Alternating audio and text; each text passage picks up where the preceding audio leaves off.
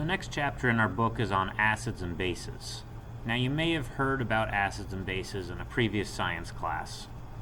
You may have learned, for instance, that substances like tomatoes and grapes and lemons are acidic, and that there's acid in your stomach that helps digest your food. But if you get too much of an acid stomach, then it starts to hurt. You may have learned that eggs and baking soda and soap and bleach are all basic. You may have even learned about this pH scale. It goes from 0 to 14, with 7 right in the middle, pure water having a pH of 7, and anything less than 7 being an acid, anything greater than 7 being a base. And you may have learned some of the properties of acids and bases. For instance, acids mainly taste sour, and they have a low pH. And if you ever experimented with a litmus paper, you have a little blue sheet of paper and it's going to turn red in the presence of an acid. Bases are going to taste bitter. They have a high pH, and if you have a red piece of litmus paper, it's going to turn blue if you put a base on it. If you ever look at chemical labels, this is the symbol for acids and bases. As you can see, when you pour them on your skin or pour them on metal, they will start to corrode, so they will eat away at your skin. If you've seen Breaking Bad, you know what hydrofluoric acid will do to a dead body. In AP, you're actually going to use a specific kind of acid to eat away at metal. So these are things you do not want to get on yourself if they're strong enough. Usually we would need pHs of 13 or 14 or 0 or 1 to actually burn. Usually pHs between, well, I would say even about 3 to 10 are probably okay, seeing as we eat things with pH of 3. Or even 2, but you don't want to eat too much lemons. So you've probably learned all of that in some form or another in an earlier science course. If this is at all new information to you, I would definitely read the first section or so of Chapter 18 and just familiarize yourself with the concept of acids and bases. So, in this class, we're going to focus on really the science of calculating pH and what that tells us about a solution, but also what causes things to be acidic or basic. So the first thing to understand about acids and bases is that they're usually dissolved in water. Now, water has a specific property that gives rise to acidity and basicity and really gives rise to our pH scale. So in order to understand the pH scale, we got to talk about what water does. So if you have liquid water, it can actually react with itself. So if you have two water molecules right here, so this oxygen is a polar molecule, and it's forms a polar covalent bond with this hydrogen. Now, the oxygen has a greater pull on the electrons than the hydrogen does.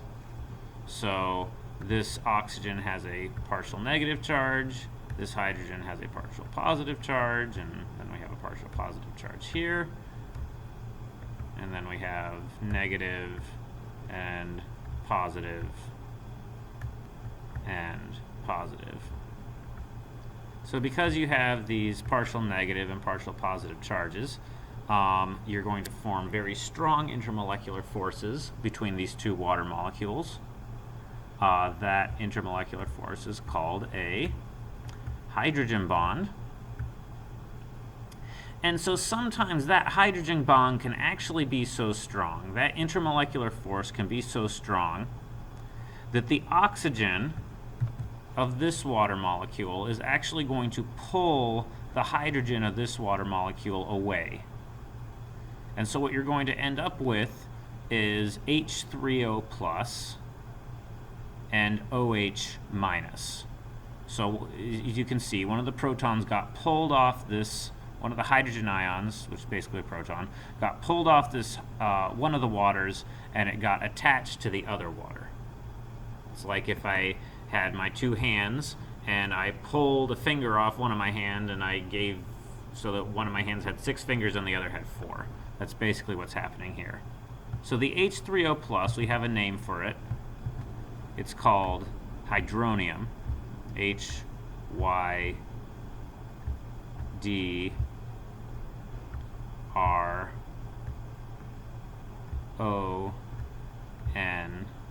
Hydronium. So that's hydronium.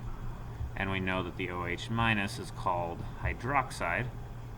So H2O, 2H2O gives you hydronium and hydroxide.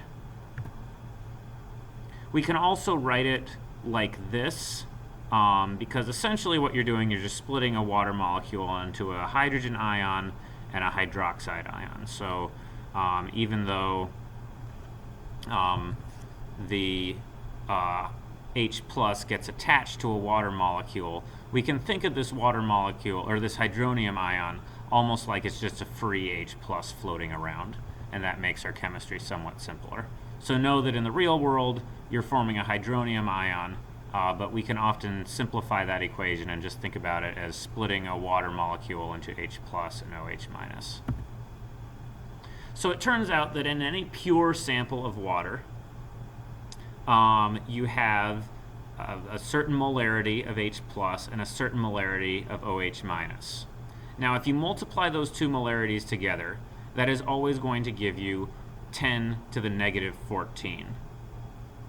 So that means that there's actually very small concentration of H plus and OH minus in water, 10 to the negative 14. That means about 1 in every 10 million water molecules will be ionized.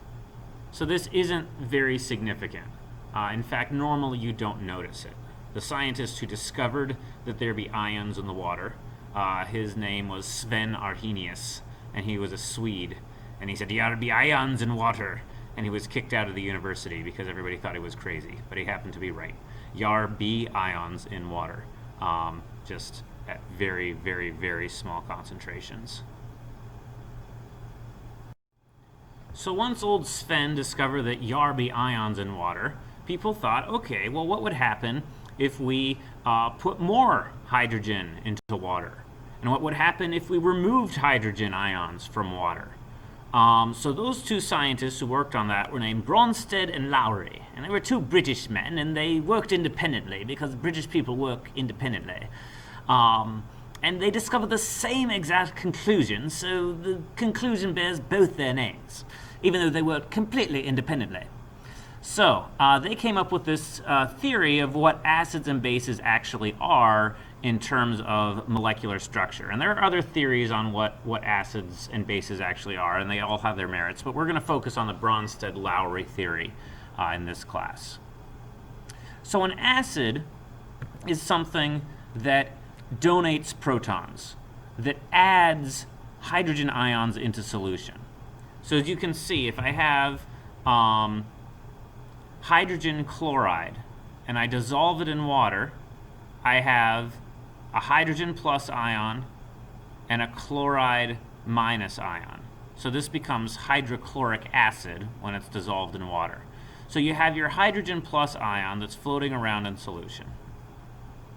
It increases the hydronium concentration, because if you have free hydrogen ions floating around in water, they bump into water molecules and then they become hydronium. So when you add H plus into your solution, you are increasing the hydronium concentration. So then a base is the opposite. A base is something that accepts protons, that removes hydrogen ions from solution.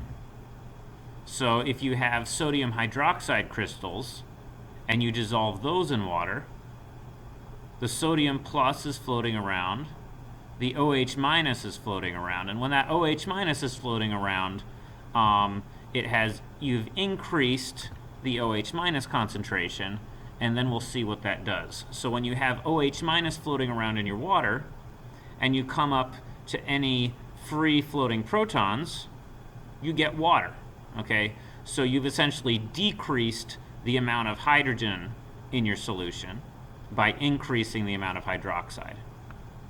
But there are bases that don't necessarily have hydroxide in them. Hydroxide, if you see anything with a hydroxide in it, it's definitely going to be a base. But there are other things, other bases. So for instance, ammonia is a base, because ammonia can also accept a proton for water, and then you get ammonium, and lo and behold, OH minus. So if you have some arbitrary base, B, and it bumps into water, it'll take a proton from water and then give you OH minus.